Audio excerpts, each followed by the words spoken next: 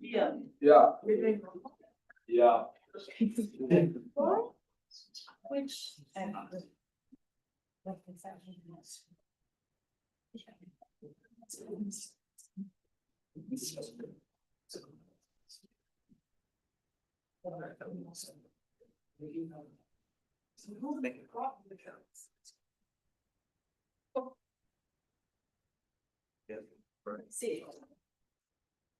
The meeting has come to order on November 13th, 2025 at 7 p.m. in Mammal Hall 113. Chief of Staff Gomez, may we have roll call, please? Regent Lacey. Here. Vice President Rye. Manager of PR Hammond. Here. Coordinator of Student Engagement Tashuya. Here. Coordinator of Student Engagement SIP. Here. Director of Finance Savage.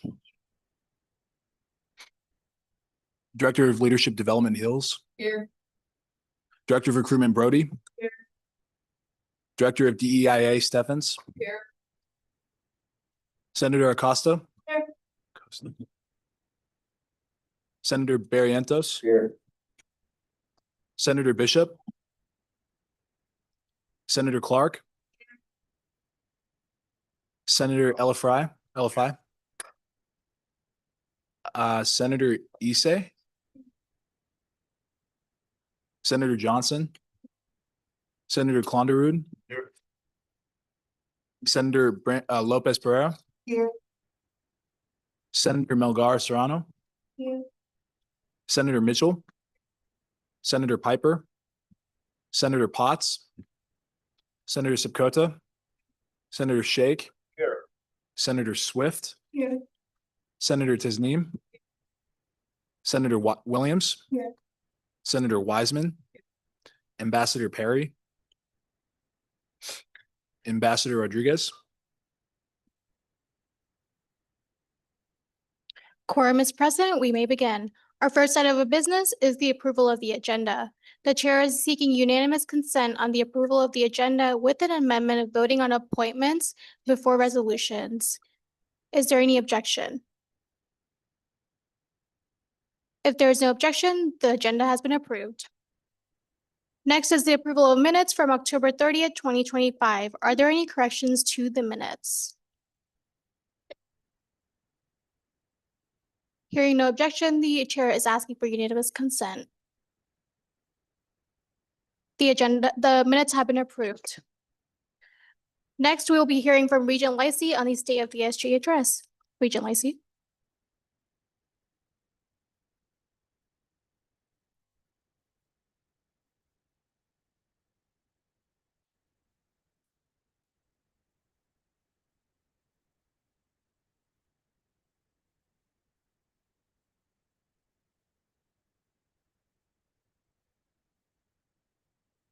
Good evening, senators, campus leaders, and fellow Mavericks.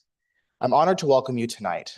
We're not here just to mark another milestone. We're here to celebrate the spirit of service and leadership that makes this community so special.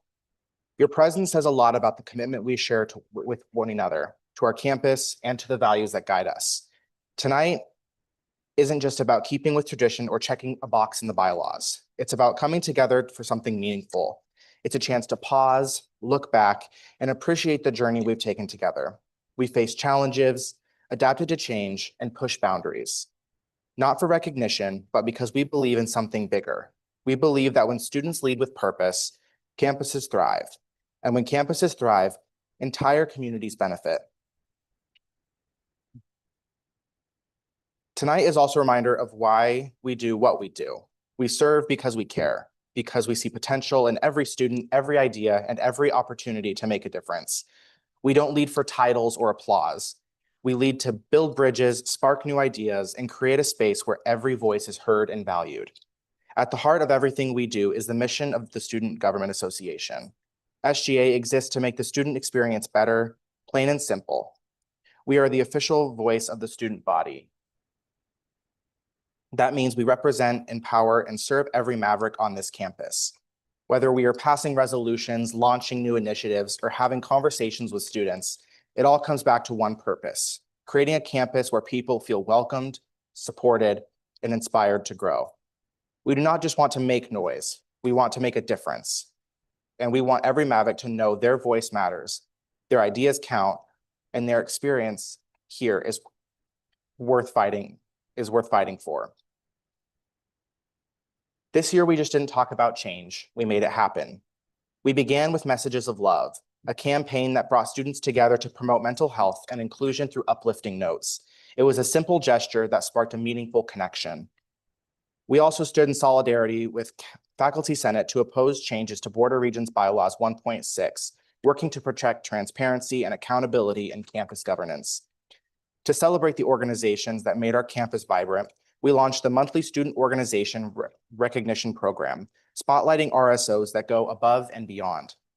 We also clarified conflict of interest policies to strengthen ethical leadership and build trust in our decision-making. In our commitment to student well-being, we are championing an inclusive food policy, supporting financial wellness programs like Cash Course, and are hosting Free the Facts to encourage civic engagement and informed dialogue. And we are advocating for improved lighting in Elmwood Park, helping to make our campus safer and more accessible for everyone. Each of these initiatives reflect a core belief. When students speak, change happens. And when we act together, that change becomes real. This year, we introduced something new, the Maverick Impact Award. It's our way of recognizing student workers who go above and beyond, who show up with heart, hustle, and a commitment to making campus life better for everyone. Jacob Kostafson, an incoming freshman, made an immediate impact. He took on a 6-month IT project and completed it in just 2.5 months, ensuring every CFAM lab was ready to go before classes began. His dedication and willingness to support others set a powerful example of initiative and teamwork. Tyson King has shown exceptional leadership and integrity while guiding CAPS through a major transition. He trained new staff, improved internal processes, and consistently embodied the Maverick spirit through his proactive attitude, academic excellence, and drive to make things better. Congratulations again to Jacob and Tyson for setting the standard. Your work reminds everyone what it means to serve with purpose and lead with pride. We also launched the Student Organization of the Month program to spotlight the incredible work student groups are doing across campus. Organizations like NSSLHA and Maverick Maniacs remind us that community and spirit aren't just ideas. They're built by students who lead with passion and purpose. The Maverick Maniacs are the official student section leaders here at UNO. They bring energy, pride, and excitement to every game day, rallying support for Maverick athletics with cheers and traditions that lift team performance and create unforgettable experience for students. The National Student Speech Language and Hearing Association brings together students pursuing careers in speech language pathology and audiology. Through advocacy, volunteer work, and community engagement, they cultivate professional growth and inspire the next generation of leaders in communication sciences. Both organizations' dedication to service and leadership continues to make a meaningful impact on our campus, and we're thrilled to celebrate their success. Our agencies are driving the force behind inclusion and engagement, where advocacy becomes action, and Mavericks unite to shape a campus that embodies diversity, equity, resilience, and vibrant of our community. The Women and Gender Equity Center continues to lead with courage and compassion. This fall, they hosted the Clothesline Project on November 12th and 13th, a powerful display of survivor stories and support. Advocacy services were present to offer resources and students engaged with information on consent, boundaries, and survivor support. Upcoming events include tabling in Milo Bale in early December, a sex education event in the spring, and Take Back the Night in April. The center is led by co-directors Lauren and Shreya, supported by 13 board members and 3 active committees. International Student Services is focused on building a strong, engaged board to lead programming and outreach. Their priorities include increasing visibility through tabling, flyers, and social media, and launching low-cost, high-impact events that bring students together. Upcoming events include Cafe International on November 20th and Movie Night. ISS is led by Director Venetia and is currently recruiting new board members to join their mission. Queer and Trans Services continues to create vibrant, affirming spaces for LGBTQ+ Mavericks. This fall, they hosted the Homecoming Drag Show and organized several tabling events. They also continue to host signature programs such as Transcend, Let's Be Real Queer, and Melanated Queerations. Looking ahead, they are exploring a collaborative sex education night with WGEC and encouraging more Senate attendance at their events. QTS is led by Director Juan and will be recruiting for their board next semester. The Network for Disability Awareness is working to expand its impact through larger events and stronger Senate engagement. Their upcoming tabling event on November 18th will help raise awareness and build community. NDA is led by Director Ritchie and is actively recruiting board members to support their growth and efforts. American Multicultural Students has been actively preparing for a vibrant year of programming. This fall, they focused on organizing a service event with the Intercultural Senior Center and planning a festive holiday bash to wrap up the semester.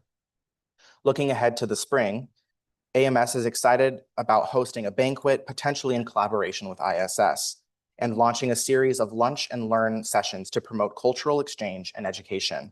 Under the leadership of Director Bryan, AMS is also in the process of building its board to strengthen its impact. The First Generation Student Agency is focused on increasing visibility, building partnerships with other campus organizations, and strengthening engagement with first-gen students, staff, and faculty. This fall, they hosted a successful National First Gen Day tabling event and are laying out the groundwork for more outreach in the months ahead. FGSA is led by co-directors Brandon and Vivian and is also recruiting board members. Each of these agencies remind us that belonging is not just a feeling. It is something we build together. Through their events, advocacy, and leadership, they are shaping a campus where every Maverick can thrive. Under the leadership of Director Brooklyn Savage, we've continued to prioritize transparency and fiscal responsibility. Every dollar of your student fees has been carefully invested into programs and initiatives that truly matter to our campus. At this time, I'd like to invite Director Savage to share a finance update and walk us through how your student dollars are making an impact.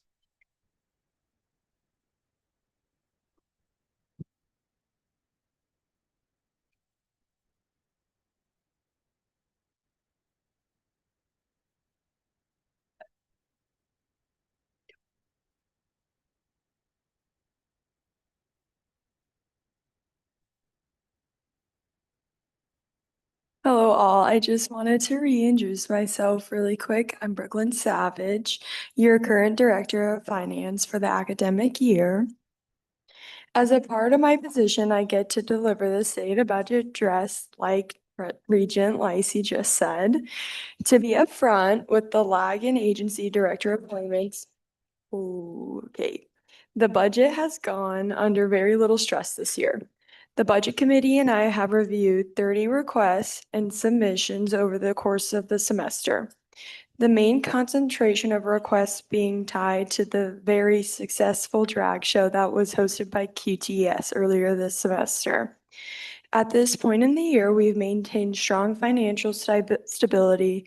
Most organizations are operating within their current allocations, and we've had no issues with submissions going much over what the reviewed amount was.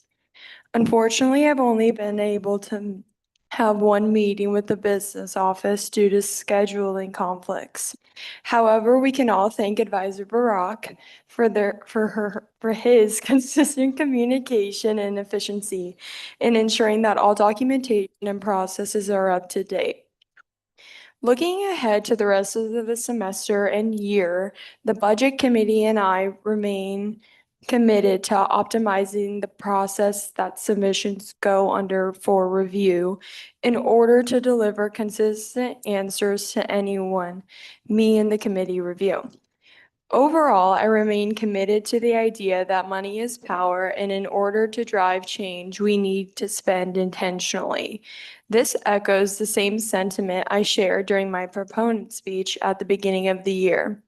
Now that agencies are being led by some of the university's best, the committee and I look forward to further collaborating with them and through their purchases and initiatives, bring their plans to life.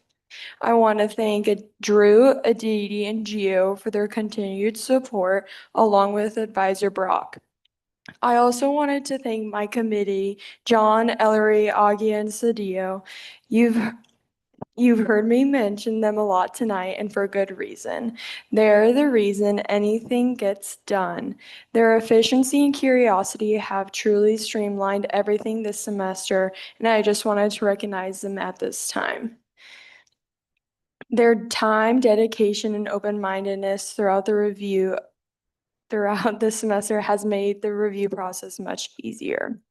Overall, the budget remains stable and steady, and allocations are not under any stress. Thank you for your time tonight. Please reach out to me if you have any questions, and thank you.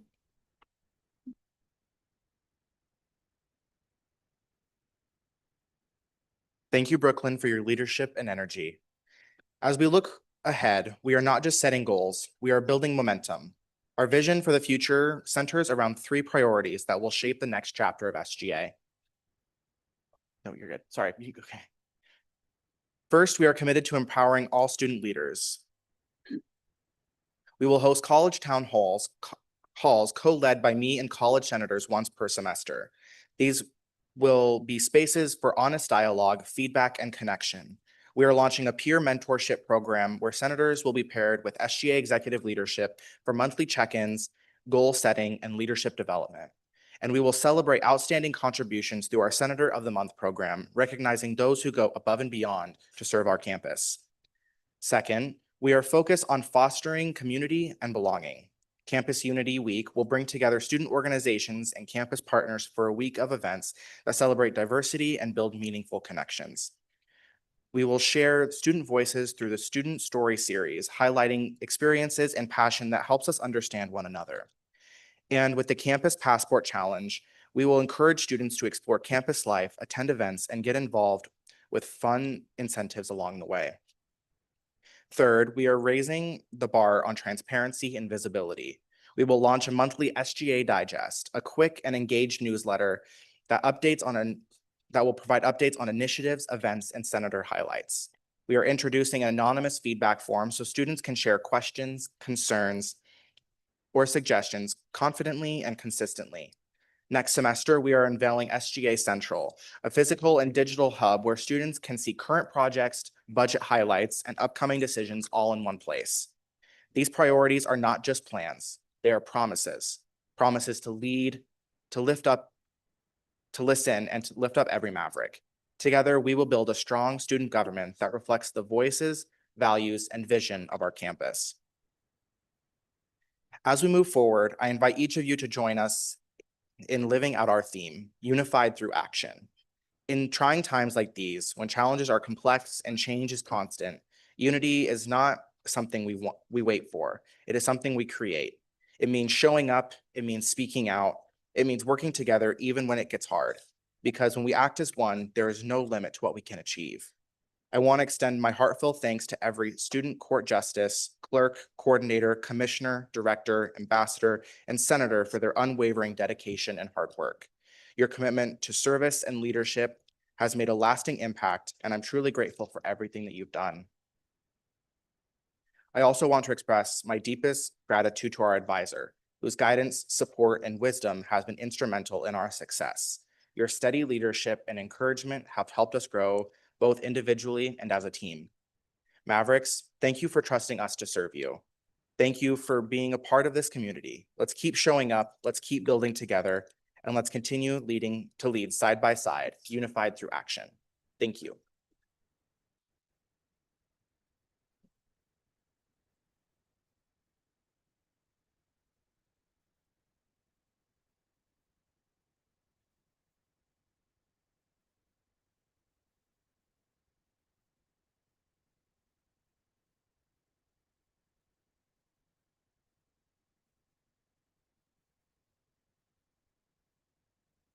Thank you, Rachel Lacey. Next up, we have Dean Kathy Pettit and Associate Dean Trent Frederickson to provide a brief update on their office. So please help me in welcoming them.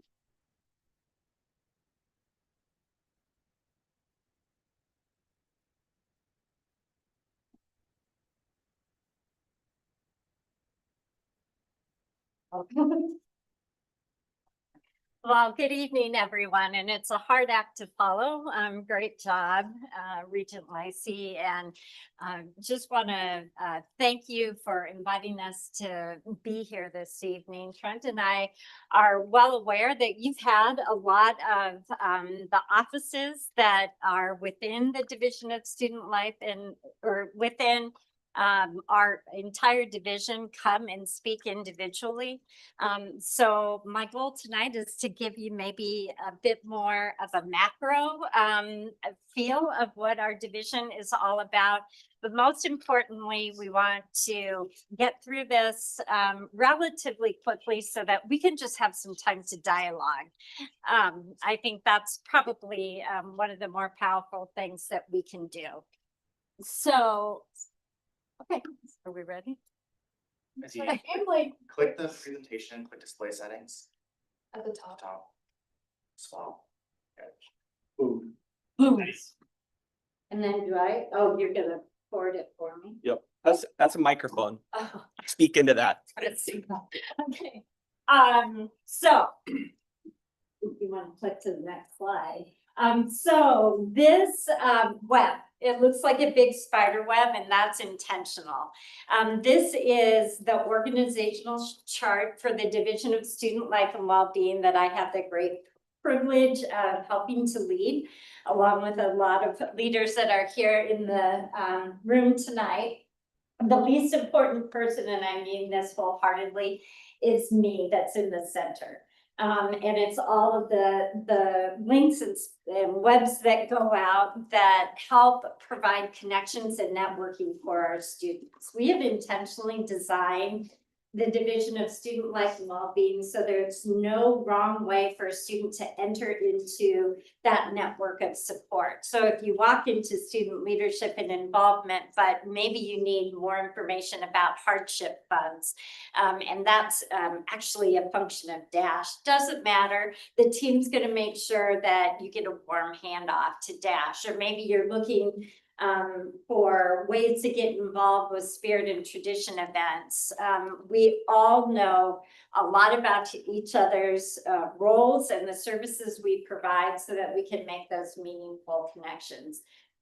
Just a few statistics. What you're looking here is just from sort of a specialist and coordinator on up. It certainly isn't indicative of all the amazing humans that we have working in our division. We have about 70-ish employees, that's not including student workers, that are in the Division of Student Life and Wellbeing. Currently, we are very fortunate because the university recognizes the critical importance of our work, that in these very difficult budget times, I'm sure you're reading a lot about it, we've actually been able to have support for 5 either open lines or reimagined lines within the division. So again, thanks to student government support, we were just able to hire a second attorney. She is well on her way to making an incredible mark here at the university and taking on cases and helping support. We have 2 positions within student leadership and involvement, recognizing that they really are a linchpin to our students in elevating leadership opportunities. And that also is going to connect to one of our signature missions that we have here in our division with career readiness and leadership that Trent will talk a little more about. We have an assistant director for sports clubs that's open and actively interviewing right now. So we're a constantly evolving but well-staffed operation. Honestly, we are, I can say we're well-staffed, but we do a lot with few. And the way we achieve that is really working together. So that's a little bit about the word chart of amazing humans. The flow chart you're seeing here, I don't expect anybody to memorize this, and if you're really want it, happy to share these slides with you, but the faculty requested that we create sort of an if-then chart. If a student shares this with me, where do I refer them? And again, our mission is always to say there's no wrong entry point. However, we did want to illustrate. So if you have an experience with bereavement, how do I handle that? I have to go to a funeral. I have a test that day. That's something that the care team can help with. If I have a personal medical emergency, that's something that accessibility services helps. So we turn to you, our student leaders, our senators, to help share this information with other students. So if you ever have questions about how things flow, we would certainly hope that you ask us questions and make sure that that we're helping you help others. We are working through a mission, vision, value, strategic plan to mirror what's happening at the university. You've heard about the university's 5 pillars. We as a division are working through that. So I'm not going to read our mission, but we certainly have some key words, and it's all about empowering the student to be the best version and the healthiest version of themselves. Moving on to our vision. And again, I'm not going to insult you, you can read that. But our vision, again, is to talk about those meaningful connections in easy ways to create those networks. How many of you have had intro to psychology? All right, folks, what does this remind you of? Oh, who said it? Audrey or Erin? Okay, both of you. Okay. What's the concept behind Maslow's hierarchy of needs? That people have to satisfy their most basic needs before they can elevate to the next level. You are absolutely right.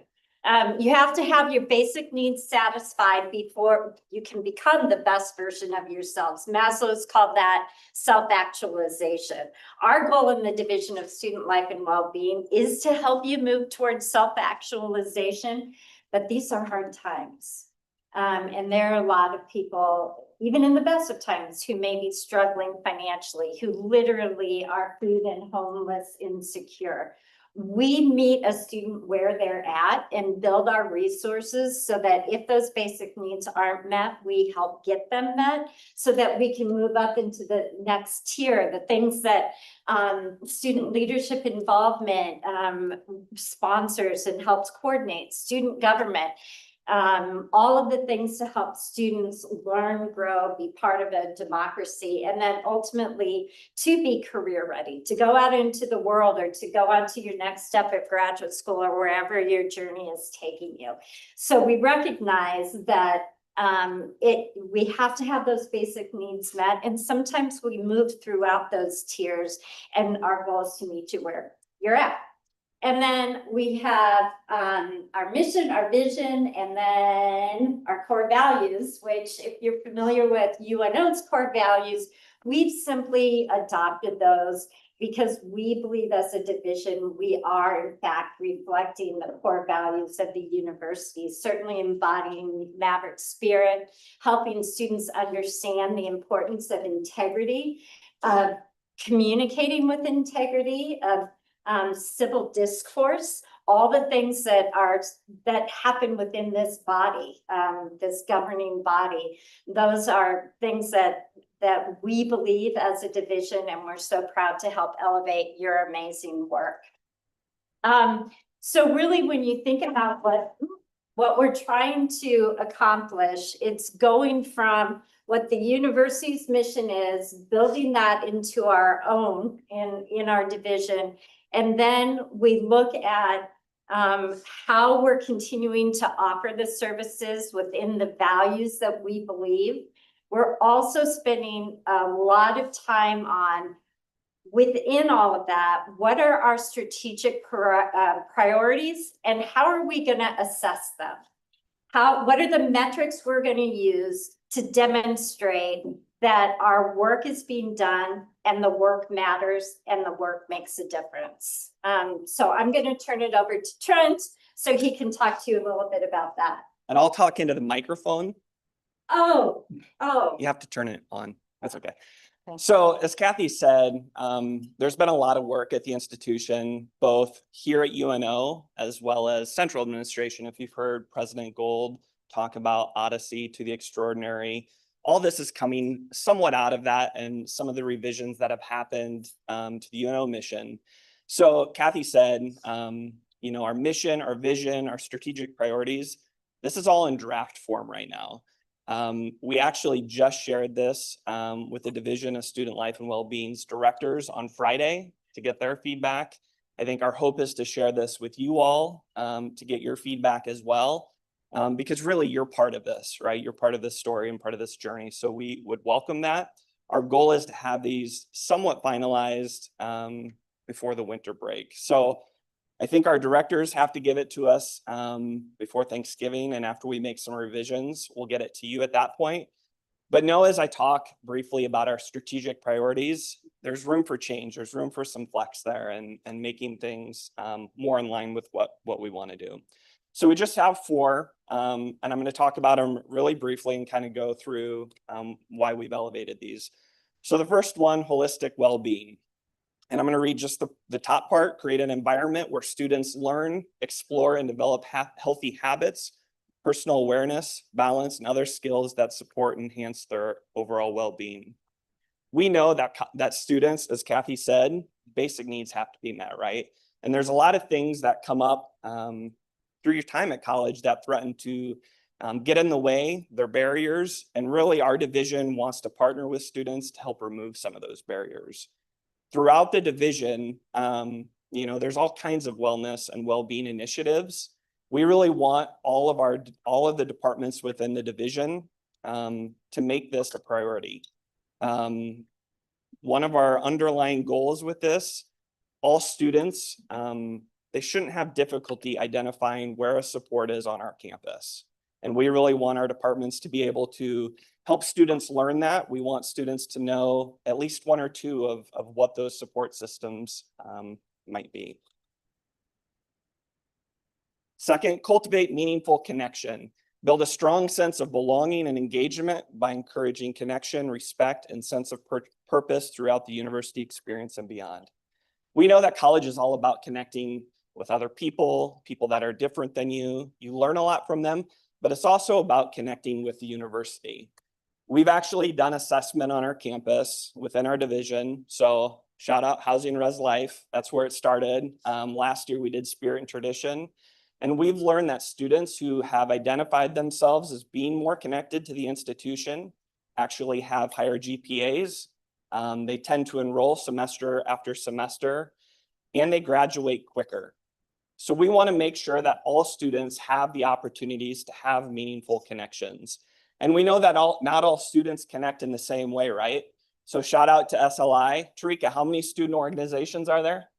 Right now we're at about 197. 197.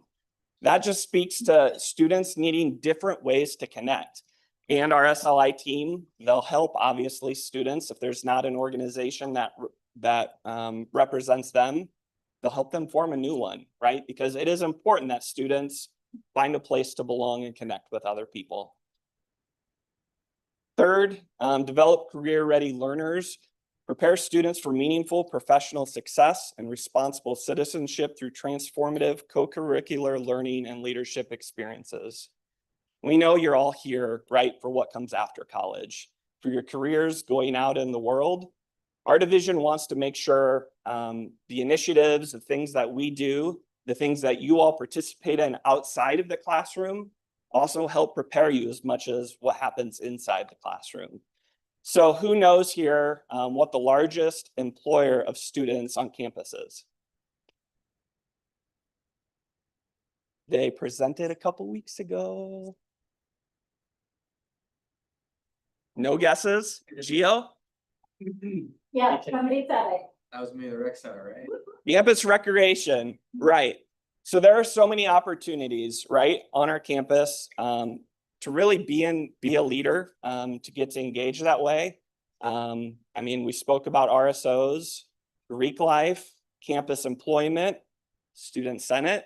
We want to make sure you all have the tools to be able to communicate those experiences and how they translate to that real world career readiness and experience. Resumes, so you can translate that when you're in an interview, you can tell how being a student senator really did prepare you for whatever your career field is. And fourth, I like this one the most because I'm kind of an assessment nerd. Advanced student-centered excellence.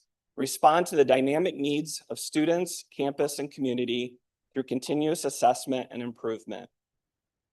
So part of my role as director of housing, whenever we have a new candidate for a job, I always tell them we're not status quo. And I think our division is really taking that viewpoint as well. We know that the needs of students is continually changing. We know that we're impacted by budget issues. There's always something that's coming up, and we have to be responsive to that. We have to know that we're accomplishing the things that we say we do. Therefore, assessment is a huge part of what our division is going to do. We want to make sure that students are learning and getting the things out of the division that they want to get out of the division. One of the things that we have implemented is the CAS standards self-study process. So within the division, every 5 years, each of our departments will go through this process that really speaks to best practices within their area. So last year we had student legal support.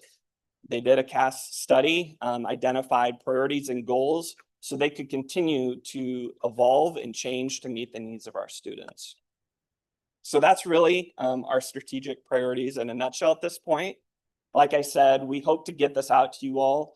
We'd welcome your feedback, and ultimately, these priorities will drive the initiatives that the division has going forward. And when I say initiatives, I mean goals, things that we put in place for students, and we really want you to be a part of that conversation as well. In fact, we want to partner with you. If you know you were thinking about things that you're involved with or things that you're leading right now that fit under one of these priorities, we want to be able to include that in what we report. And the reporting system is called Vision Sync. But literally we have to input initiatives that fall under our strategic priorities. We need to establish metrics of how we're going to succeed, and then we need to provide benchmarks for if we're meeting those metrics. That is an exercise in holding ourselves accountable, but it's also a partnership. And the more that we can work with our students to create those initiatives, the more impactful our work is, because if not for you, you wouldn't need to have a division of student life and well-being. So we owe our success to your successes. Recently it was like, well, how do you just define yourself as a leader? And I said, I know I'm succeeding as a leader if my directors feel like they're succeeding and they have the resources and tools.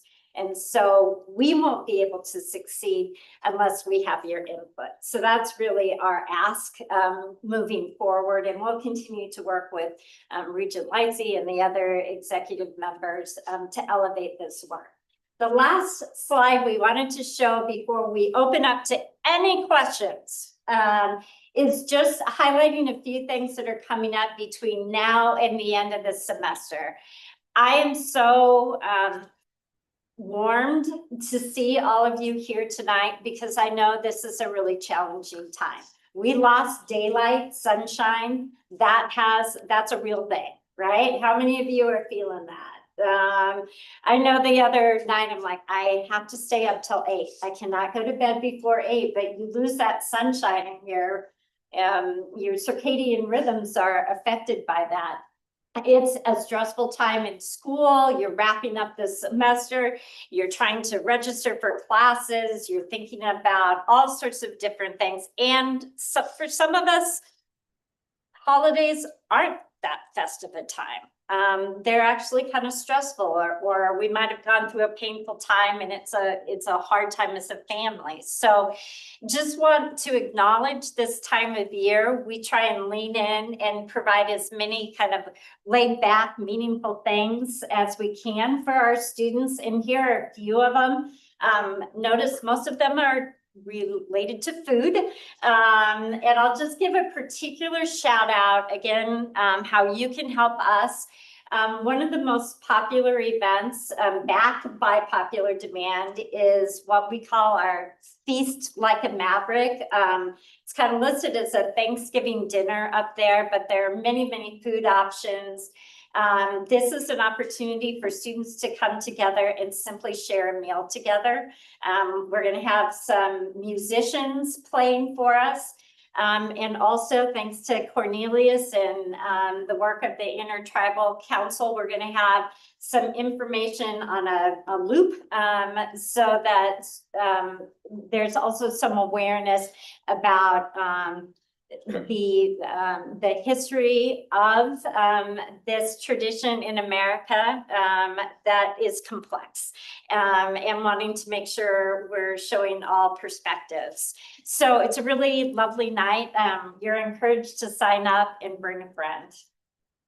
Okay, so with that, we're happy to answer questions about this or anything else that's on your mind. And Aditi, just cut us off when it's time. Yes, Sophia. When you use a mic for. I would appreciate that. Use your mic. Hi. Oh, okay. Hi. A little hot. My name is Sofia Acosta. I'm a senator for the College of Art and Sciences. And so our very first Senate meeting this semester, we had like a huge showing out from the Greek community here on campus about the resignation and the loss of Noah Long, I think was their designated advisor. And so like it was like the largest support we've seen all semester on an issue. And so they like talked a lot about like what I think you guys were talking about only like your second like focus area of like connection, like with between the UNO and in between students. And so I guess pointing at that like goal of your guys's, but also like a lot of the Greek community expressed like they were afraid about like losing that support from the university. Is there any like updates in terms of that support and like a new advisor for that community on campus? Yeah, first of all, thank you for the question. And I really appreciate you elevating that concern. Again, as I mentioned, thanks to the value that is put on the work that the division does, we have been able to push through every personnel request that we've made. That is not the case for a lot of units. So I share this humbly because I have colleagues across the university who have had positions that have been declined right now. We got immediate approval to rehire for a outreach coordinator that's the title, right? Keep me honest. Coordinator of involvement. Okay. Coordinator of involvement. That is in the interviewing stages, and students have been a part of that. I don't know if we have a student who's been a part of it here, but if anybody else wants to talk about that, I'm not in on those interviews, but I know that we're soon going to be offering a slot, and we're looking forward to having that person on the team. Did you add anything? That's as much as I know, Tarika, but I mean, if you have other updates, we'd welcome that. Sure.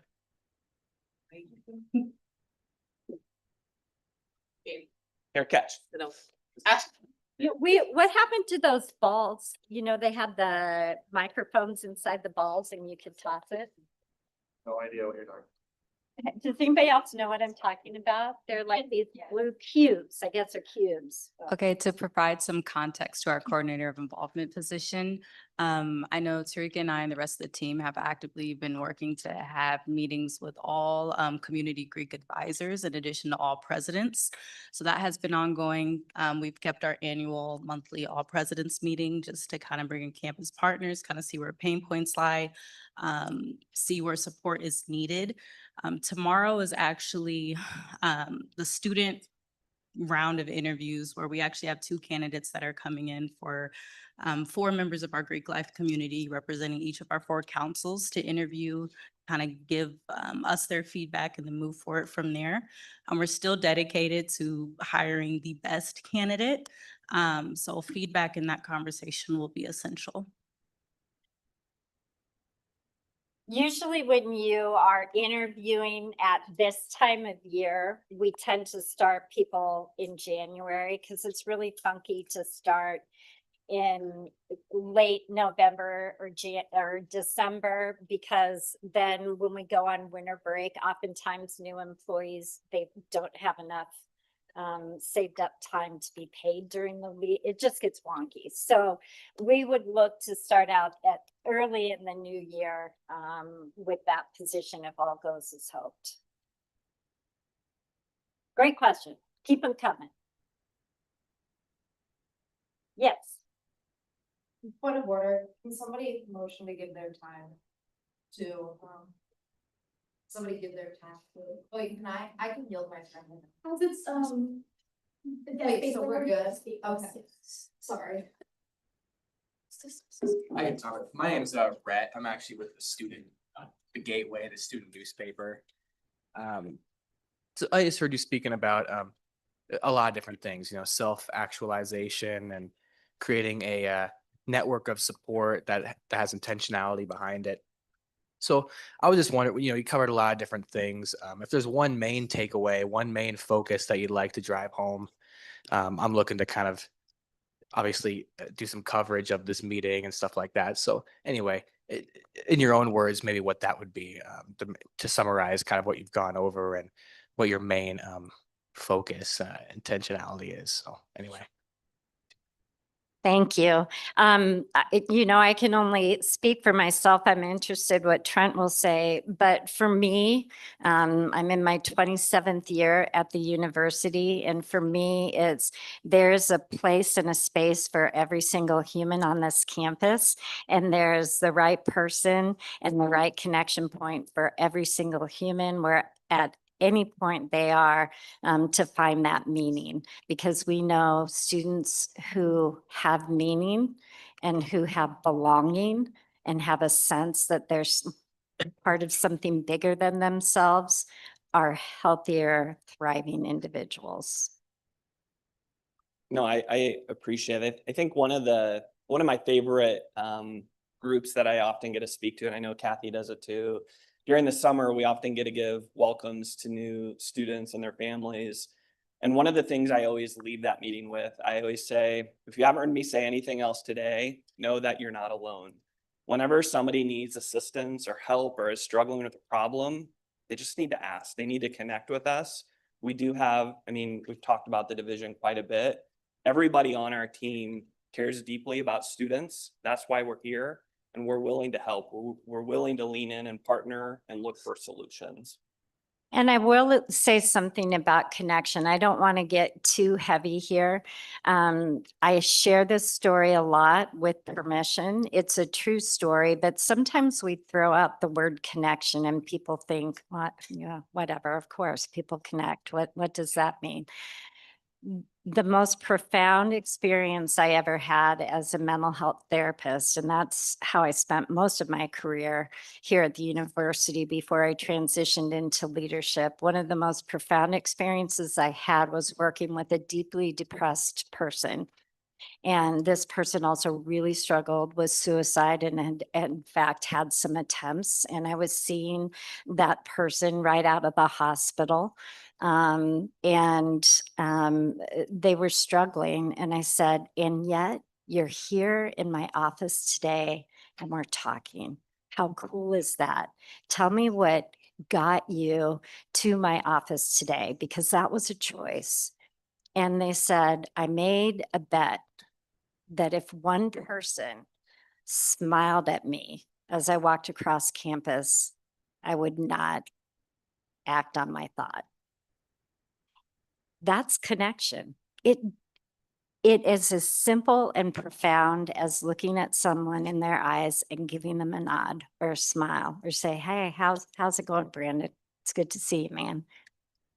It's as simple as that. We also know that it takes more than that sometimes as well. So we count on you to make those connections and we'll build the bridges.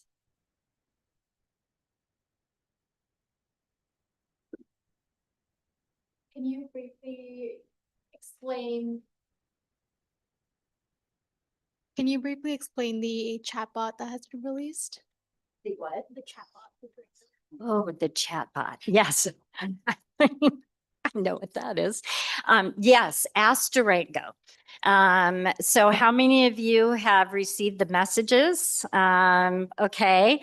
Anybody want to, just share if you've sent in a question?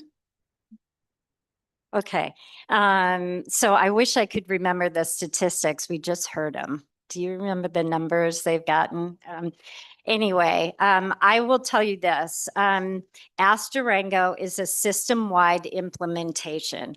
The company behind what we've branded as Ask Durango is EdSites. And so Lincoln is using it. They call theirs, sorry, Cornelius, but they call theirs Corn, C-O-R-N, Elias.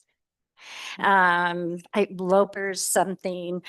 So everybody is doing this. And the intention is to provide 24-hour resources because we know students don't have questions or concerns just 8 to 5.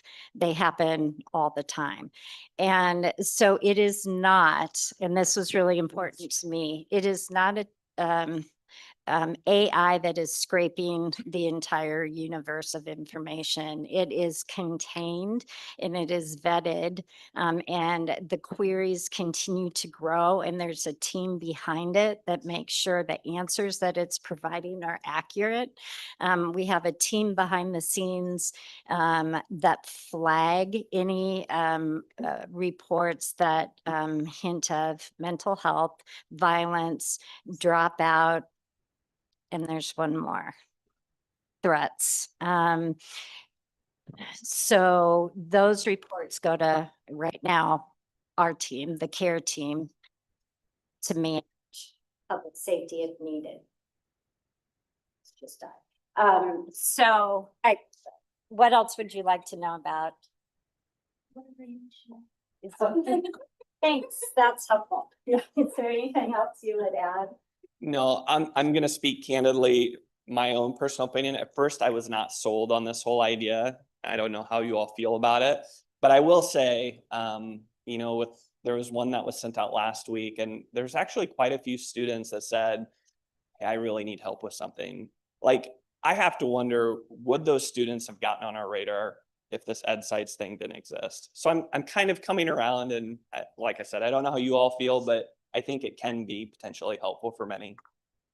I think the other important thing to know, and again, I'm putting my mental health therapist hat on here, but if a student, either joking, because we have had some, I think, shenanigans with responses to this, but if there is a serious concern, it immediately identifies, you know what, you're not talking to a human, however, and then it has some language that we have vetted so that we do get a student who might be in crisis immediately connected with a human. And I'll give a plug. UNO Counseling Service has 24/7, 365-day a year access to mental health support.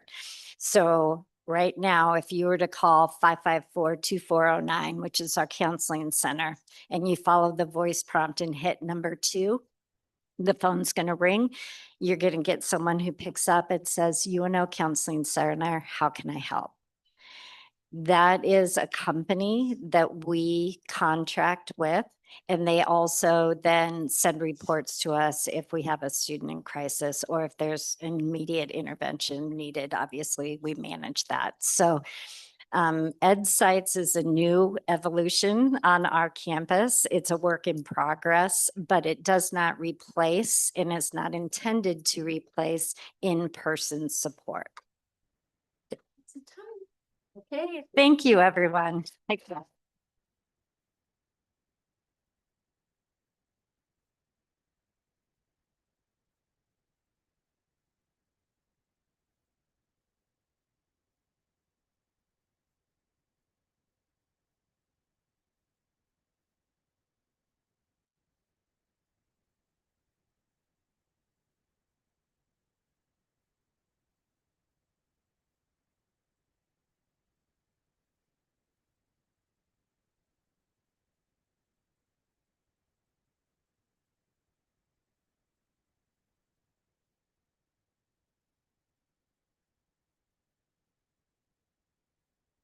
Thank you so much, Kathy and Trent. Next up, we have the Student Organization of the Month Award. Manager Yvonne. Hello, everyone. Registered student organizations are an integral part of the campus experience.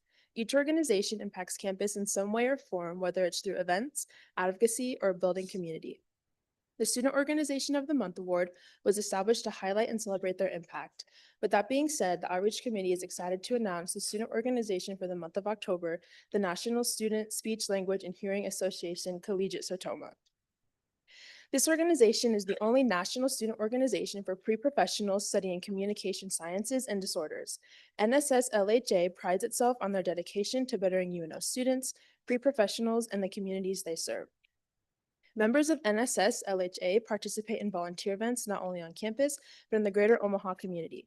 Some of the initiatives they've taken part in are attending the Involvement, Career, and Wellness Fairs, as well as Wear Black Give Back and the various heritage months that are celebrated at UNL. And this is just on campus. In the Omaha community, NSS-LHA has partnership with Autism Society of Nebraska, UNO Transition Programs, Quality Living Institution, and various other organizations. Once again, congratulations to the National Student Speech, Language, and Hearing Association, and the president of the organization, Sophia, is here to say some words.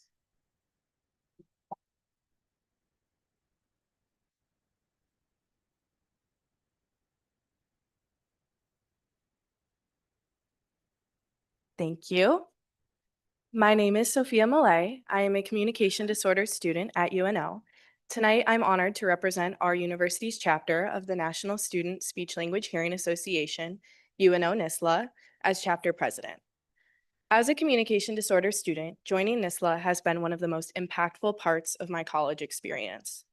When I first entered this major, I had a passion for communication disorders, but I did not yet have a community that grounded me in that path.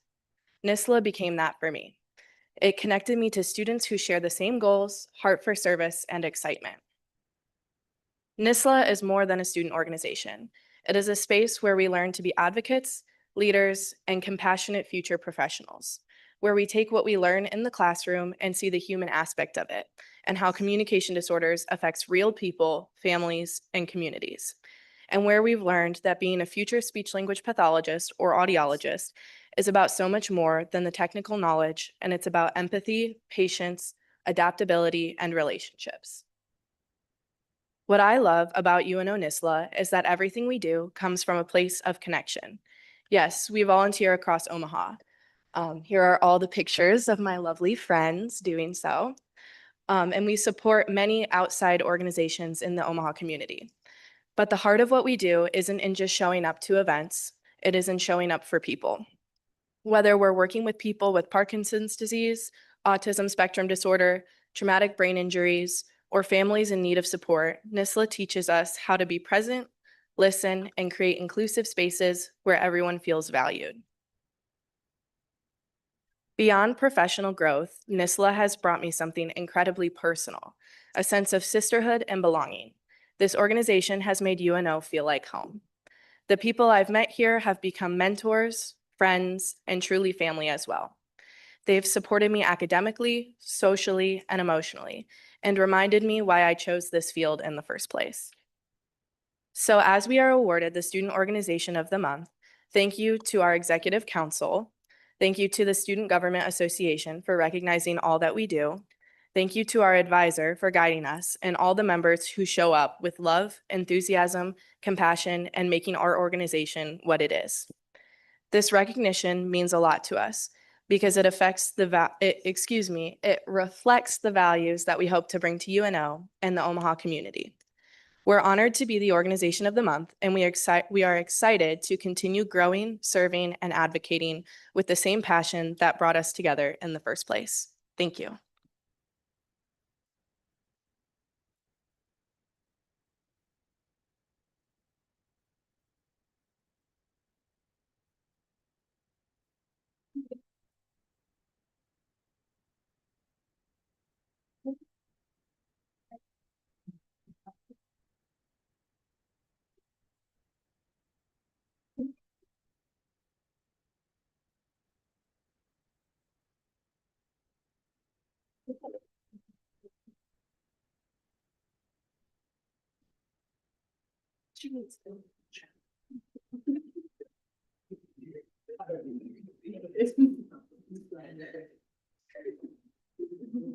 Congratulations. We will now move into open forum. Guests will have up to 10 minutes to address the Senate with any concerns, whether or not they appear on the agenda. Senators may also speak on topics not included in the agenda. However, please reserve comments related to listed agenda items for their scheduled discussion. If you're here for open forum, please sign in near the exit before speaking, and the floor is now open. All right, everyone, I'll keep it short. So the Free the Facts event is going to be next week. It's a week from now, from 4 to 5 p.m. And you guys already know what this is about. But I do want to share that if you guys are interested in the ambassador program and you go to this event and you fall in love with it and you want to work as an ambassador and you want to apply, I will refer you to the organization to help give you better chances of actually getting accepted into the program. I don't have the paper on me right now. I have my iPad with the QR code. I know some of you guys have registered, but I'm going to pass it around. I would love to see you there since it is a SGA sponsored event. We are currently at 70 RSVPs, so already looking pretty good in terms of turnouts, but I would love to see all of you guys there. So thank you. Thank you. Is there anyone else here for open forum?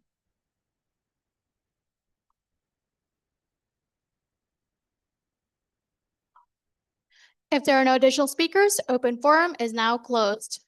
Our next item of business is reports. The chair is seeking a motion to suspend verbal reports and accept written reports instead because we have a long night. Senator Johnson, is there a second? Senator Serrano, is there any discussion? All those in favor, please raise your placard.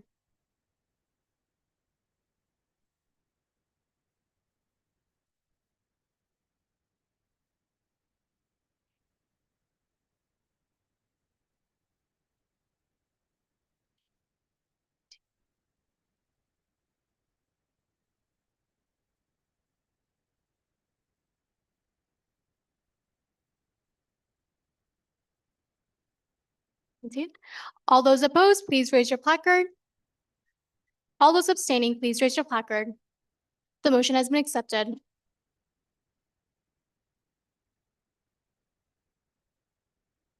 Our first item of new business, our next item is unfinished business. As there is no unfinished business, we will move on to new business. Our first item of business is the appointment of Chika Idala Allison as Graduate Studies Senator.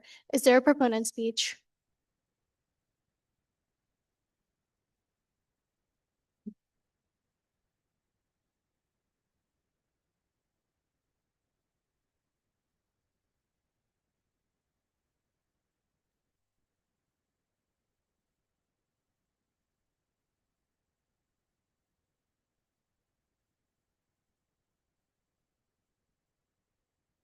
Good evening, everyone.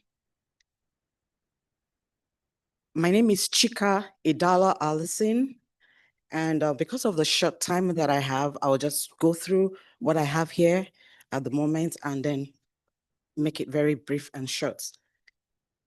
Once again, I want to say thank you, and I'm honored to stand before you this evening as a candidate for the college senator under the graduate school.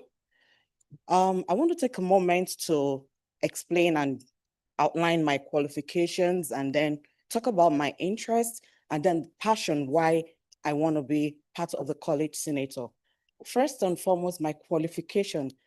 I'm a graduate student in the College of Business Administration.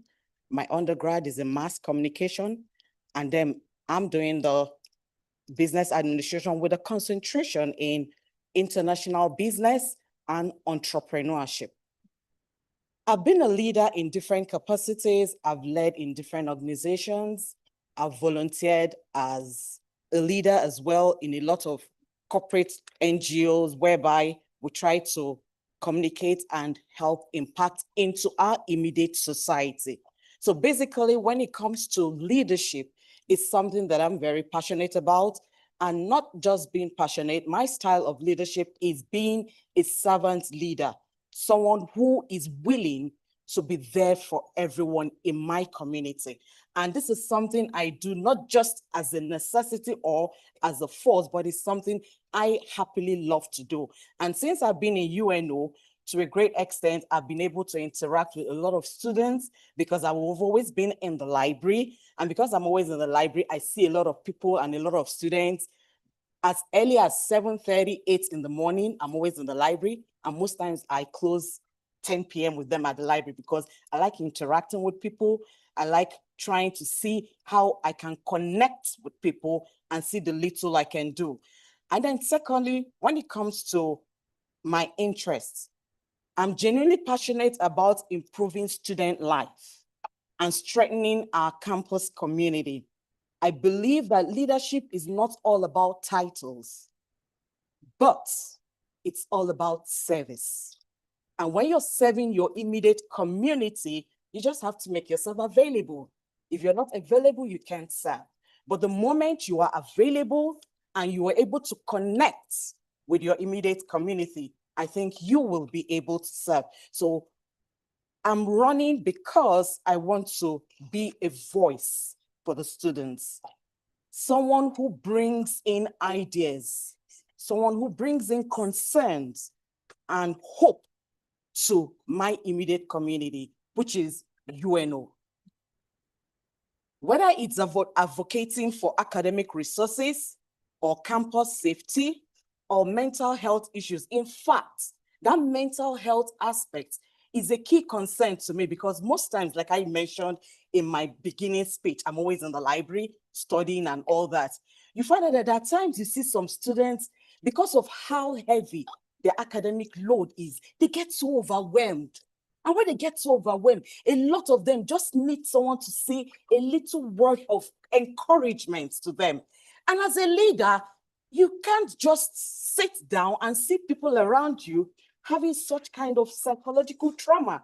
So being a leader and being a servant leader is someone that is always open and very particular about your environment. So when I'm able to be given this platform to join and serve as our college senator, you know, it's going to give me that platform whereby when I see such things, I step in and add the little I can and move on.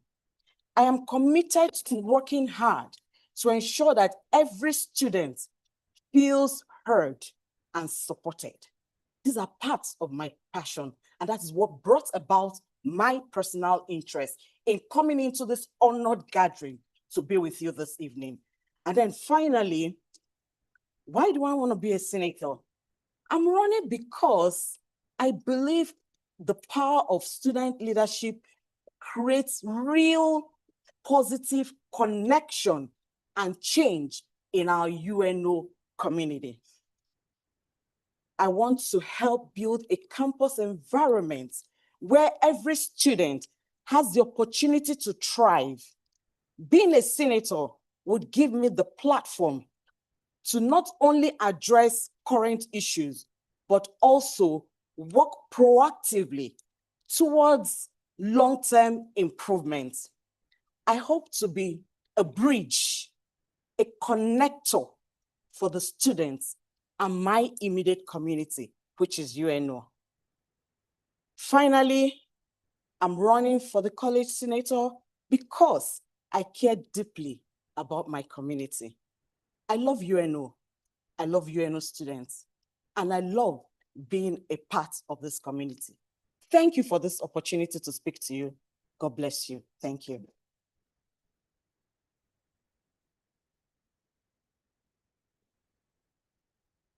Please, do you have any question to ask me?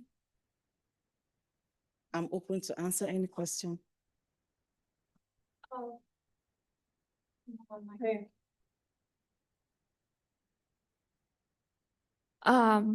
I really enjoyed your speech and I liked all the things that you brought up. Were there any specific things that being a senator you wanted to really focus on? Yeah, the main thing I'm very concerned about, which I have also gone through, is the academic mental health issue. You know, when it comes to the academics, the workload we all go through, it's very interesting. And once in a while, I may not be able to help you with the assignments, but I can give you a little support of encouragement by talking with you for 1 minute, 2 minutes, make you smile, make you laugh, share in your concerns.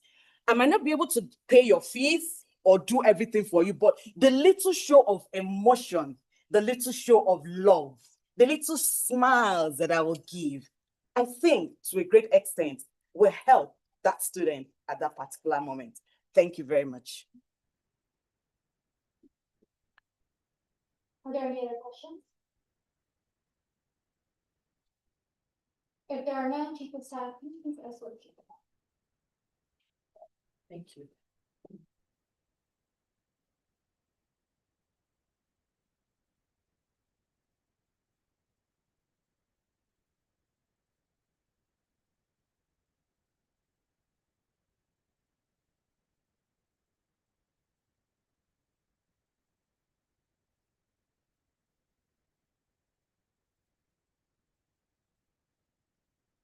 Is there any discussion on the appointment of Chika Idala Allison as Graduate Studies Senator?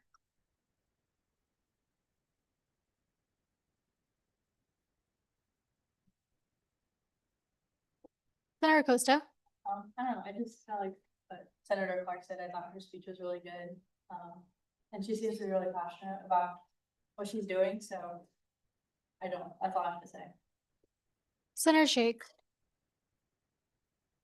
Her speech was one of the best I've ever seen in the Senate, and the energy she brings, I really feel like that's what we really, really need. I'm already impressed by her, so I support her appointment. Is there any other discussion? If there are none, all those in favor, please raise your placard.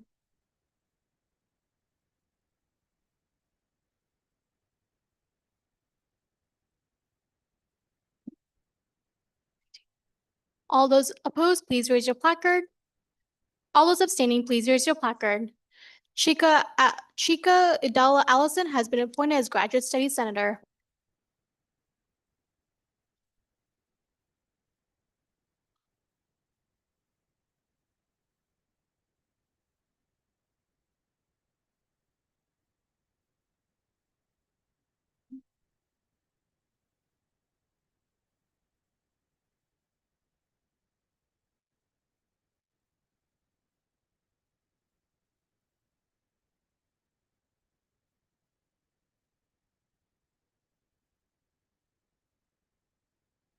Next up is the appointment of Senator Johnny Barrientos as SABC Commissioner. Is there a proponent speech?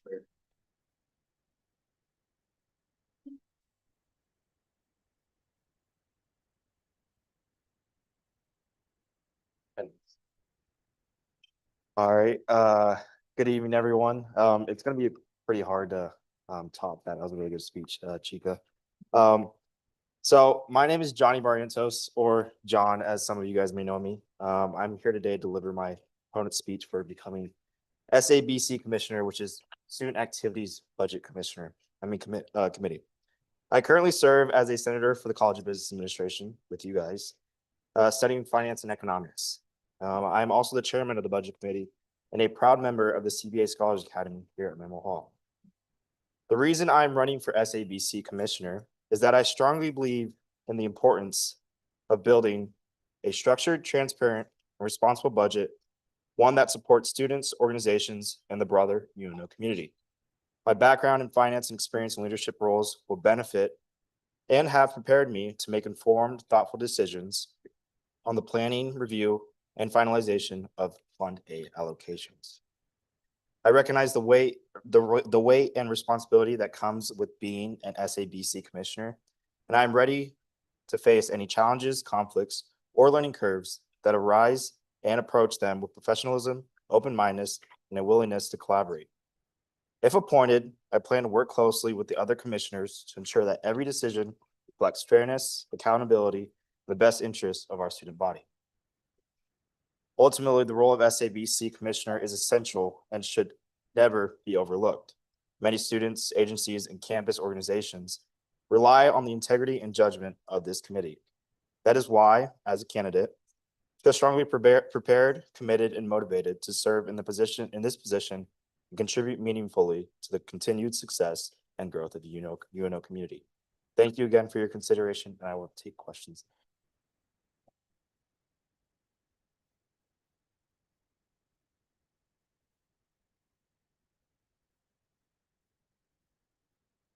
Are there any questions? Chief Douglas?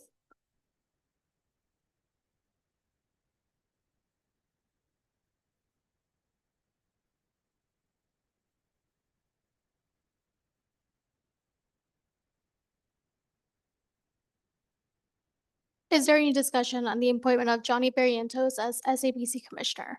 Senator Potts? I'd just like to say that, since John is the budget committee chair, I've seen like his dedication and he's always there, always prepared and like always willing to do the work. So I think he'd be good in this position, especially like since he's already on the budget committee. So he kind of has that aspect of experience as well. Are there any other discussions? If there are none, all those in favor, please raise your placard. 18. All those opposed, please raise your placard.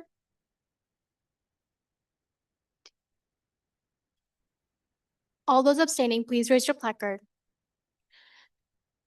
Johnny Barrientos has been appointed as SABC Commissioner.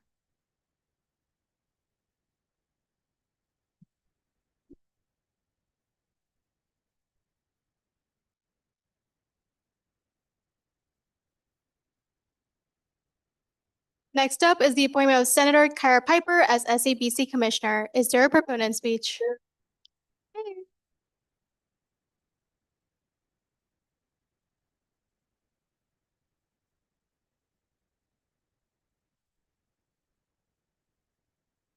Okay, I don't know. Okay, perfect. Hi, guys. As you guys may know, my name is Kyra Piper or Senator Piper. I am a fourth year senator this year, so that's kind of exciting. I'm a senator for the College of Community Service and Public Affairs, so CPACs. I'm running for commissioner as for I've always wanted to try to have an impact on students and also make sure that their voices are heard in the best way that they can be. If elected, I will try to make sure that the information being present is fair, credible, and impartial. I will try to maintain this as for I'm a double major in political science and criminal justice in the pre-law track. So that's kind of what I'm learning is how to be impartial and how to make sure that conflicts are held correctly. So yes, questions, comments, or concerns for me?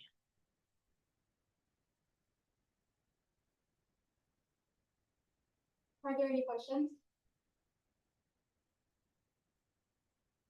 Chief Estelle?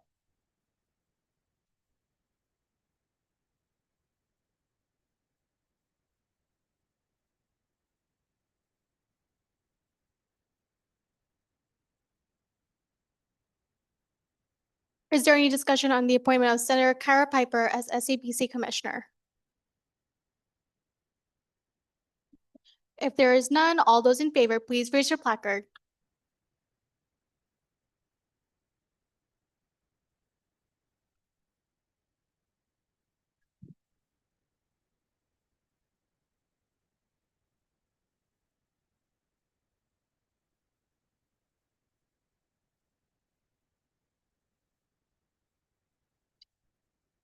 All those opposed, please raise your placard. All those abstaining, please raise your placard. Senator Carrie Piper has been appointed as SABC Commissioner.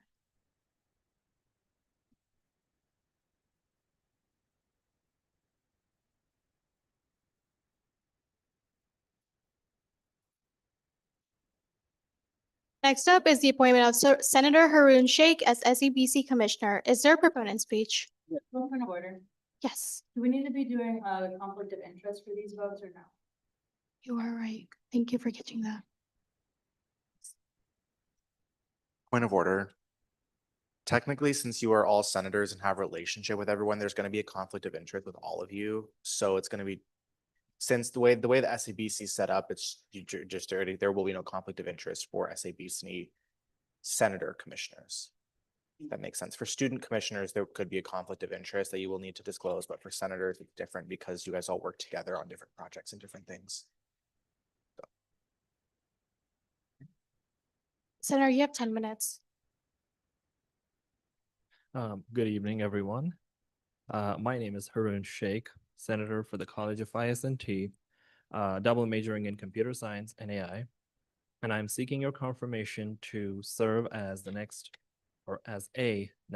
SABC Commissioner. SABC serves a vital role in our student government. We meet to determine the allocation of student fee funds to various student organizations and agencies. And this is a responsibility that I take very, very seriously. The decisions made in these meetings directly shape the resources, programming, and opportunities available to thousands of students. In my time on SGA, especially as chair of the Rules Committee, I've gained strong understanding of our governing documents, procedures, and the need for consistency and fairness. These experiences have prepared me to approach the commissioner role with professionalism and commitment to accuracy.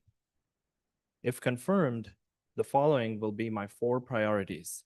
Number 1, fair allocation. Every agency and organization deserves equal consideration.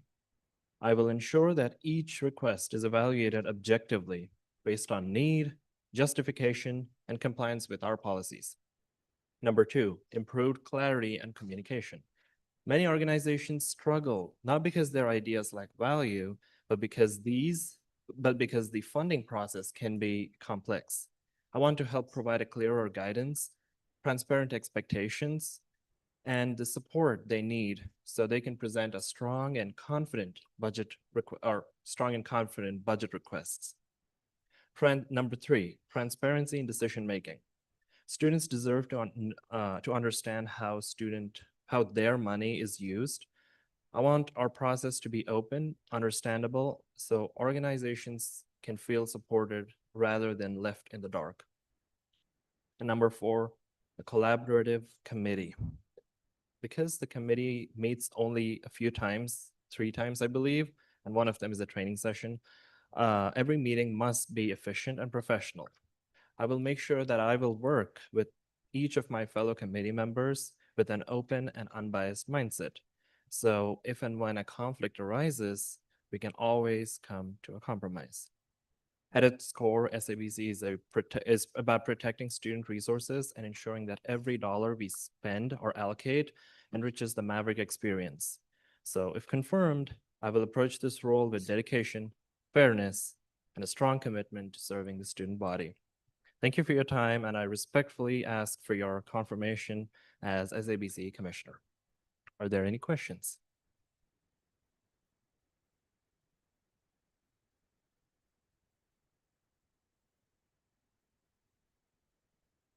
If there are no questions, Chief of Staff Gomez, can you please escort Senator Sheikh out?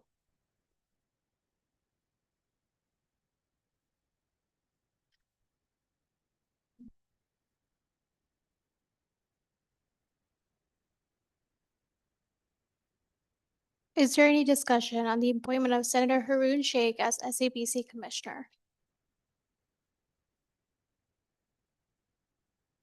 If there is none, all those in favor, please raise your placard.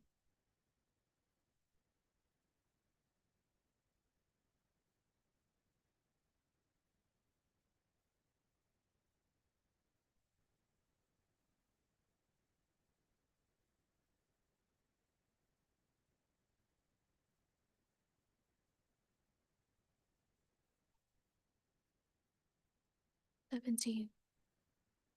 All those opposed, please raise your placard. All those abstaining, please raise your placard. Senator Haroon Sheikh has been appointed as SABC Commissioner.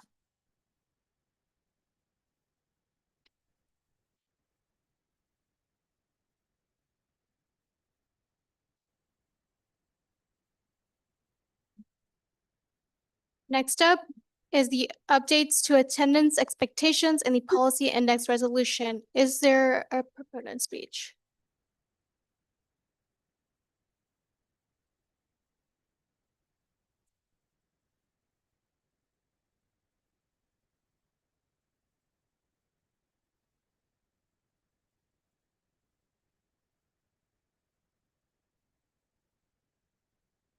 As members of this body, we all understand that our work depends on consistency, professionalism, and accountability. Students trust us to show up, participate, and represent them. But we also know that life happens, illness, family emergencies, and professional development opportunities can and do arise, and our policies need to reflect that reality in a clear and fair way. Right now, the attendance framework we have is functional but incomplete. It lacks clarity in several areas, and as a result, we sometimes struggle to apply it consistently. This resolution addresses those ongoing gaps. It introduces clearer definitions around emergency and health-related absences, provides a structured leave of absence process, and recognizes professional development as a valid and valuable reason for missing a meeting. These changes ensure we maintain high expectations while also showing compassion for situations that are out of members' control. Ultimately, this is about fairness, transparency, and strengthening our internal processes. By updating these policies, we are improving the Senate's efficiency and creating a system that treats every member equitably. I believe these changes will support a healthier culture within SGA, one where expectations are clear, communication is consistent, and members feel empowered to balance their roles in student government with the realities of their academic, personal, and professional lives. For these reasons, I ask you to support this resolution. Are there any questions? Senator Costa. My question is for I guess, quorum issues, will they be removed from the count or will they just be absent? I don't know how to explain, if we're in committee and what if we're a really small committee and they're gone for 2 whole committee? Yeah, I'm gonna pass it up to Advisor Brock. You're gonna have to be loud, Advisor Brock. Or find a mic. Yeah, let's do that.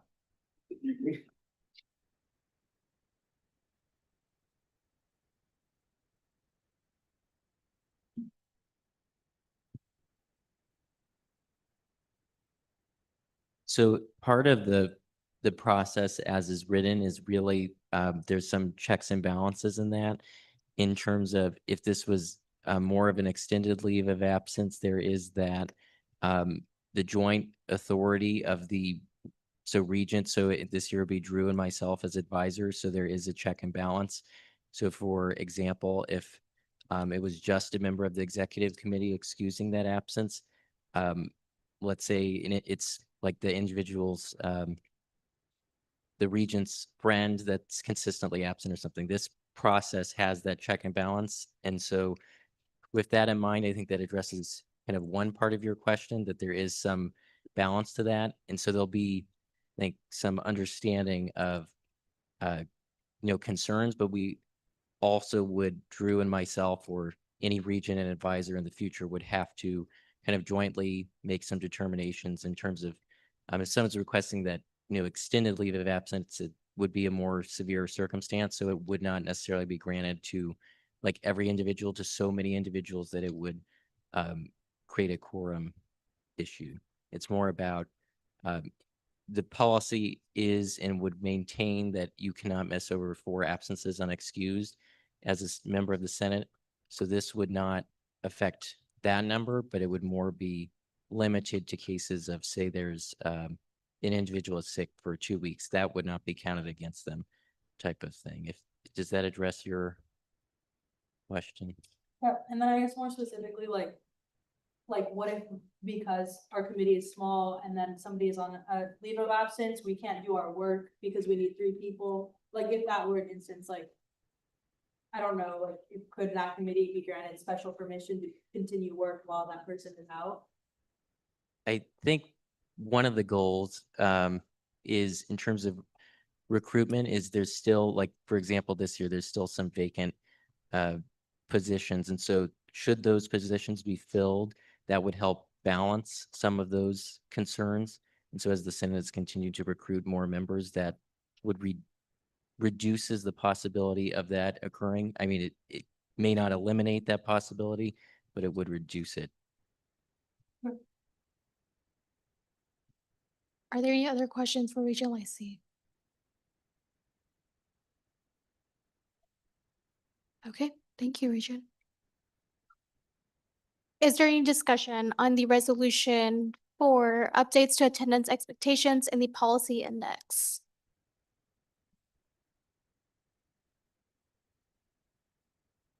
Senator Bishop? More question, but do the sponsors and reviewers vote or do we not vote? Sponsors and reviewers can vote. Can. Is there any other discussion? Okay. All those in favor, please raise your placard.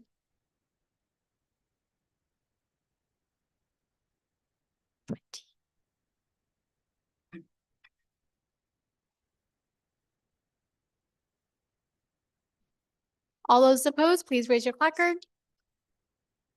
All those abstaining, please raise your placard. The updates have been accepted. Next up is the name change of the Traffic Appeals Commission to Parking Appeals Commission resolution. Is there a proponent speech?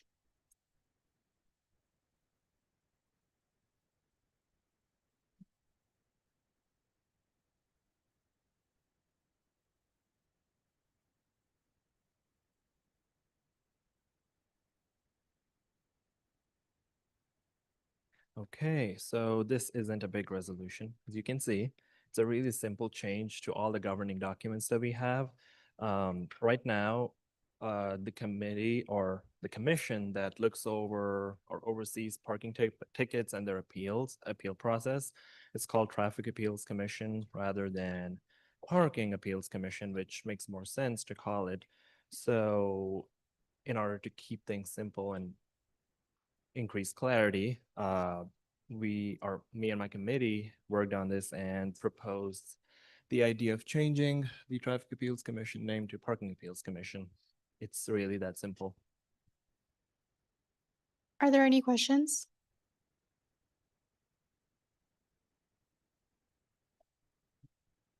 Senator Potts? The traffic appeals commission deal with anything outside of parking, like related to traffic, or is it mostly? I believe members of the Traffic Appeals Commission are on a different committee as well, which deals with transportation issues or something like that. That's a completely different thing, but Traffic Appeals Commission itself sits with the head of parking and reviews all the parking appeals they get. So it's just parking for this commission. Are there any other questions for Senator Sheikh? Thank you. Is there any discussion on the name change of the Traffic Appeals Commission to Parking Appeals Commission resolution?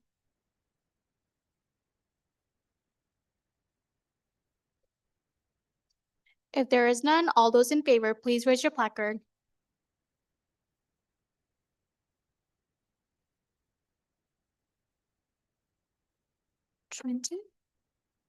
All those opposed, please raise your placard. All those opposed? All those abstaining, please raise your placard. The resolution has passed.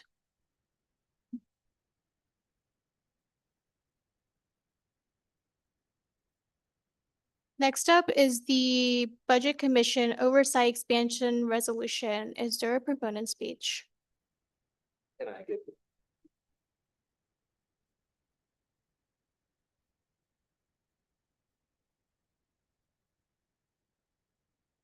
Back for a third time. Was that fun? Okay, so this is again a part of an update to the policy index and any other governing documents we have. Should have been grouped into one, but my bad. So currently, the budget committee is responsible for any purchases that SGA makes, because it's using student funds and we need an oversight body to do that.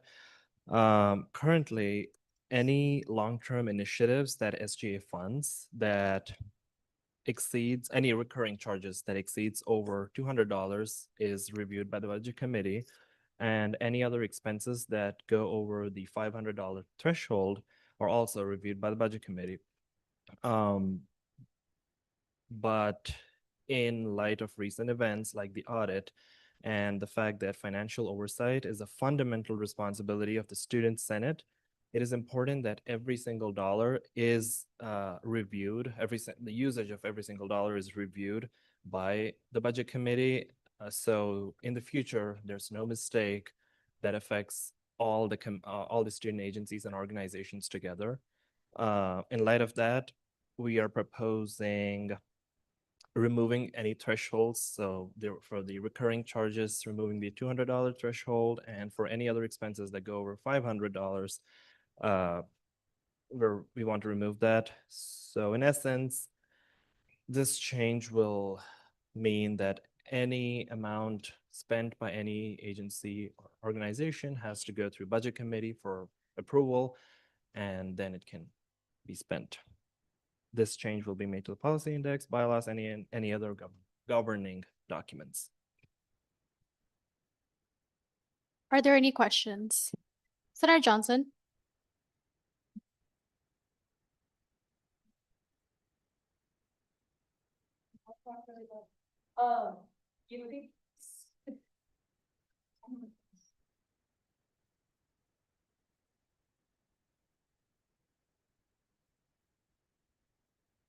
Do you think this could bog down the budget committee at all? Like if every purchase is reviewed? So I did not look at what the workload for the budget committee is right now, but I do feel like because it is our responsibility to spend the student funds responsibly, even if it takes a little more time for the budget committee, it is important to do this. And I feel like Senator Barrientos and the other senators I know are very efficient, so this should not take that much time. But again, even if it does, it is upon us, the Student Senate and the Budget Committee, to review any money spent. So no one, so we know who to hold accountable. Like we need a process for every single dollar that is spent. Regent Lacy? So I guess the reason that this resolution was written, so right now we have an interim purchasing plan. And as that is written now is that every purchase that SGA does, it has a review process. So the request goes to budget committee first, and it doesn't matter the dollar amount, and it doesn't matter who in SGA is submitting it, it has to go through a process. Right now, our policies and bylaws do not align with that. And so this policy update that Senator Shake and Rules Committee worked on is just making sure it aligns with the policy that we have to follow per auditor guidelines and the interim purchasing plan. So that's the whole reason, because right now it's like, I think it's like SGA funds over $500. If it's over 1 penny, if it's a penny, the budget committee has to see it, or if it's $100,000, budget committee has to see it. So it's just making sure that the two processes that we have to follow, our policy index and the interim purchasing plan, align with each other. If that makes sense. Senator Mitchell. Um, I guess this is kind of a two questions, but how do you think that this will affect the time that it'll take, not only for the budget committee to approve the purchases, but for the agencies to have their purchases approved? To be very honest, I have no idea how long it's gonna take. As far as I knew, or from what I knew, Budget Committee has been doing a great job right now, approving all the purchases that came to their desk. I would like to invite the Budget Committee's chair to maybe answer that question. Yeah, I feel like we haven't, like, like Jake said, like, we're on a good process, like, we're on a good schedule where we've been able to approve purchases pretty well.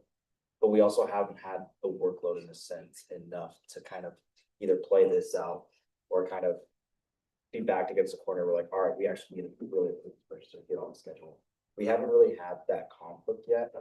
And so if it does arise in a sense where, you know, we need approval on certain stuff and there's certain amounts that are too large for us to approve, then that might become a conflict.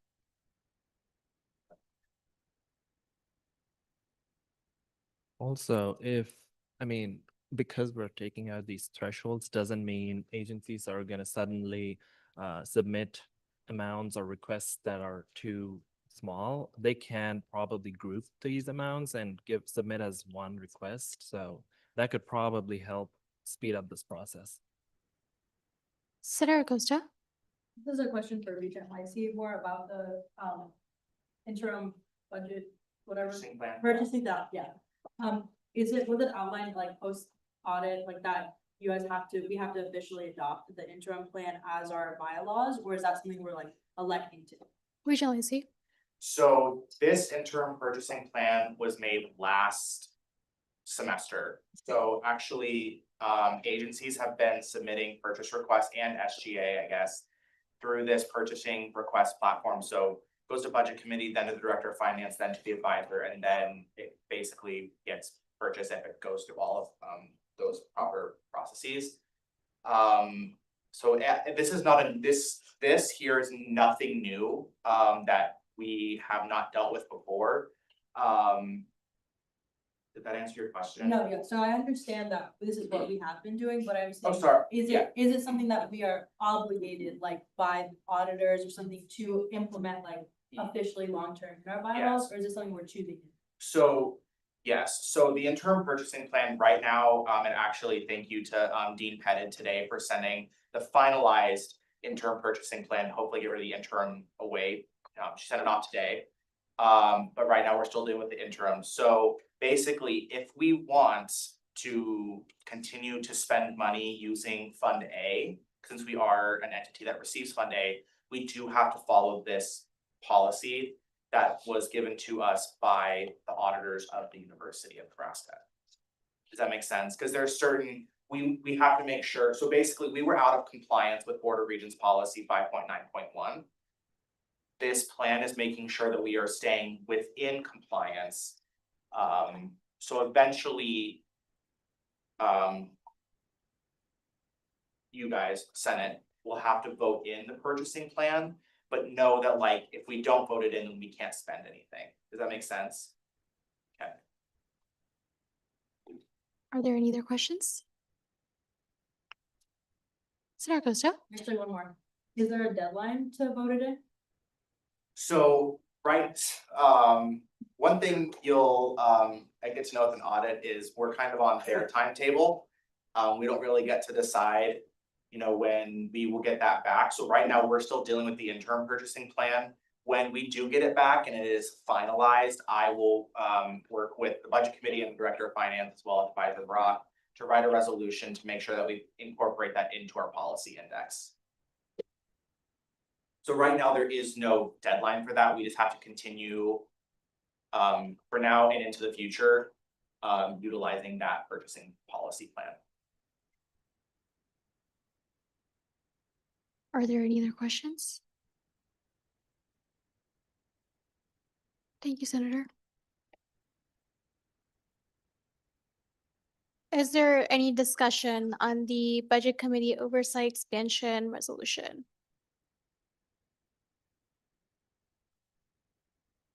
Senator Costa? I guess my concern, I don't know, my thought about this is that, like, if we're gonna be getting the official plan anyways, like, should we just wait until that comes through to do a resolution, or would it be better just to do it now? Like, I don't know what you guys think. Regent Lacy? So right now, so like our policy index and bylaws say that budget committee will review purchases that are over $500. So that is true, but it's also not true because they also have to review anything over a penny. So right now, like this resolution itself is just making sure that our governing document as well as the policy we have to follow align. Because right now they're just not in alignment, and so they're kind of contradicting each other. So by passing this, we are able to make sure that our governing documents align with the policy that we have to follow. Senator Mitchell? I think like, do we think that maybe as like the organizations start to pick up, because I know the organizations, a lot of them were just, the directors were just appointed this semester, and so by next semester, they're all gonna be putting in a lot of purchase requests and trying to get some bigger things going. So I'm just wondering if there is a way for us to maybe revisit that in spring semester to see if that's too much of a like load on the budget committee. If I don't know, there's any like, I don't know, pre-mature plan that you kind of want to think of if it's the case of the budget committee is just too much for them to be able to approve all of the purchase requests in the time that organizations need it, if that's something that we consider. Director Steffens? So as a director last year, we were in this same budget, like purchasing plan. And part of the job of directors is like making sure we're planning ahead. Because we already have that 14-day policy that we have to follow, that they have to follow to make sure that they're abiding by like reservations, like that takes time, making sure everything gets approved. Like just for like the event to be approved, let alone the purchase. So I feel like our agency directors have been doing a really pretty good job of making sure they're getting those in ahead of time and making sure they're like giving budget committee enough time to put those in. I feel like the only thing that maybe wasn't was the drag show, and that's just because there was no director, so that kind of happened last minute, but even then, budget committee did a really good job. And like that is part of the director's job, is to make sure that. But again, I didn't have any problem with it last year. I don't think any of the other directors did, and we were at a much, like, we were planning a lot more events last semester because we were more, like, we hadn't just been appointed, which isn't to the fault of our directors. They're doing great getting all set up, but yeah, I think it'll be fine. Before I ask, Senator Advisor Brock, could you just provide context on what purchases have been approved this semester? So I think that's a good question because the context is important here in terms of I am the individual who says someone orders something on Amazon. When it is finally approved, I am the designated person to implement that order and have it ordered. And so I can say that this semester, out of the 30 budget requests that were reviewed, most of those items have been ordered for the most part or will be ordered shortly. And in that sense, almost as far as I can remember, every single one of those items fell under the $500 threshold. And so in terms of budget committee did review them all. They did not have challenges reviewing them, but also as Drew has pointed out, it is not really an optional process in terms of if someone was an agency director, a member of the Senate was requesting 1 penny to purchase something, budget committee would have to review that item. So it really is not a change in how things have been conducted this semester. So I would not anticipate there being any challenge because that has been what has occurred with every purchase so far. I was gonna add on to what Cole said. I feel like in a sense, it's not changed, and even if we do get a workload, we haven't really been staying as long as we really need to, but like we still get stuff done. And if any conflict comes up, I mean, we still have Drew and Gio to help us out, I think that's. But other than that, yeah, I think everything's in the policies. Chief of Staff Gomez. coming from someone who was on budget committee last spring, there were some times where it ran kind of late, but I think that was in part because it was the brand new procedure that we were following. I've been able to sit on a couple of budget committee meetings this semester, and the way that they're running it's a lot more efficient. Also, there was a lack of education for the agency directors to understand how to submit and what procedure to follow since it was so new. From what I've seen, the agency directors have been doing a much better job of adhering to the rules. So budget committee doesn't have to spend as much time going through and making sure that they are not requesting too much or requesting too little. So I think if we, like Drew said, this is something that they're already doing regardless. So we're making sure that we're correcting it on their end. But I think budget committee will be okay moving forward just because of how efficient they are. Are there any other discussion on the budget committee oversight expansion?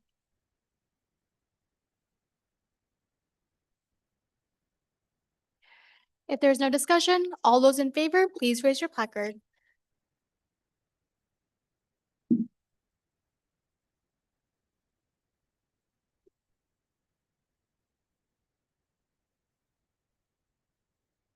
All those opposed, please raise your placard. All those abstaining, please raise your placard. The resolution has passed.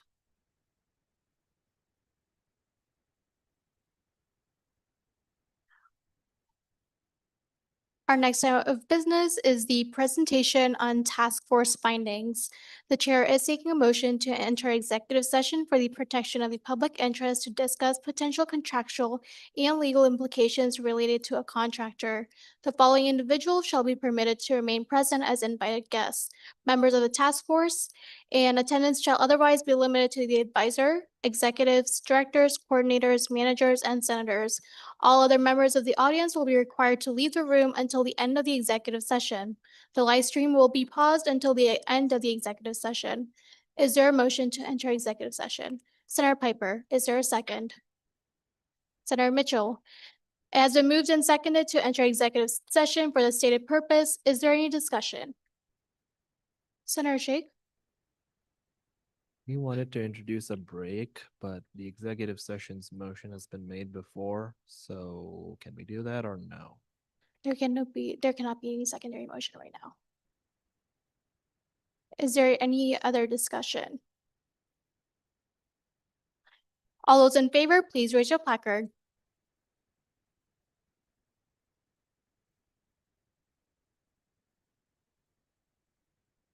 All those opposed, please raise your placard.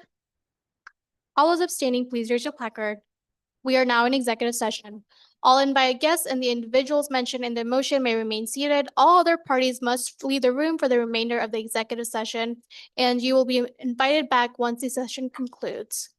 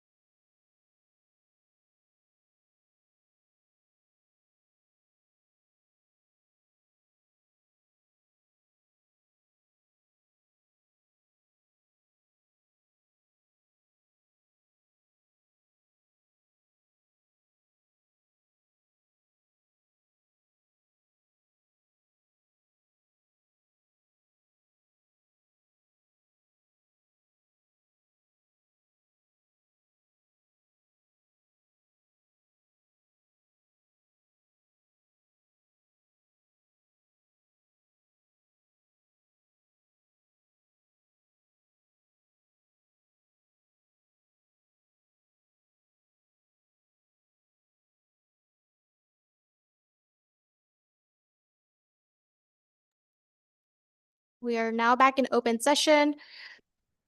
The live stream has resumed.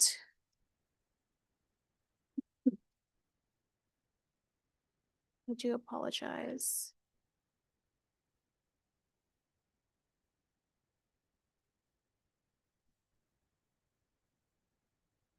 Okay, the next item of business is the adoption of task force proposal. All those in favor, please raise your placard.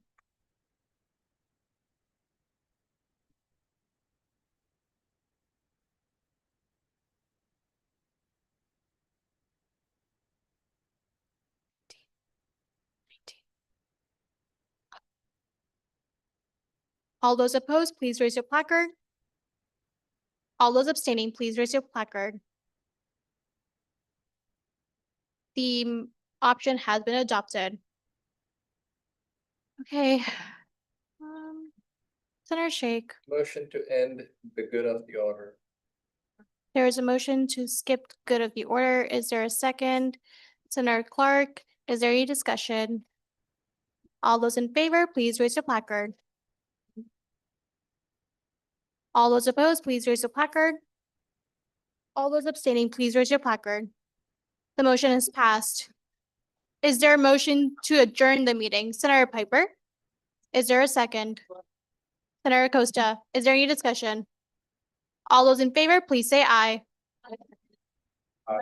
All those opposed, please say nay. The meeting has been adjourned.